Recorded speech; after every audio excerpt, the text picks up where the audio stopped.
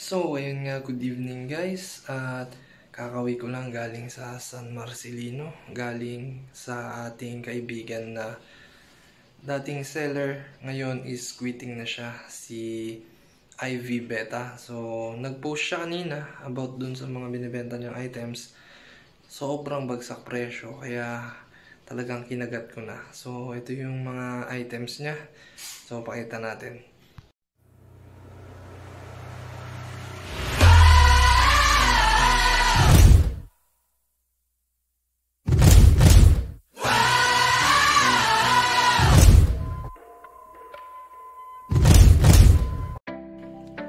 So, ito yung mga items ni Marvy or Ivy.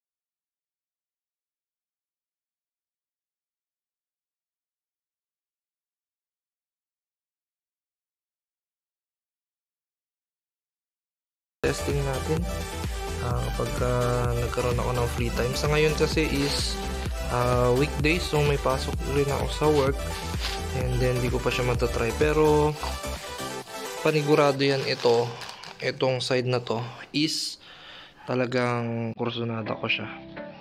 So sana naman itong mga nandirito is may magka kursunada. Ito not sure to kung gagamitin ko ba or bebenta na lang din. Meron pa ritong ito, yung mga food. I think may expiry itong mga to, pero bago ko i-dispose sa market is kailangan tignan ko muna, kasi syempre mamaya ito pa yung maging sanhi ng ng pagkahina ng mga isda ng ating mga kahabi dyan. So ano pa ba, ito, na-curious ako dito kung ano to kanina. Yun pala, isa itong tank divider. So akala ko siya ay platform na lalagyanan ng aquarium. Tank divider pala siya. So 15 gallon tank divider. Tapos ito, so ang presyo na ito is 480 yung presyo ni Ma'am Ivy. So try natin siyang may benta kung kaya 300 ganun. So power head to, submersible pump siya.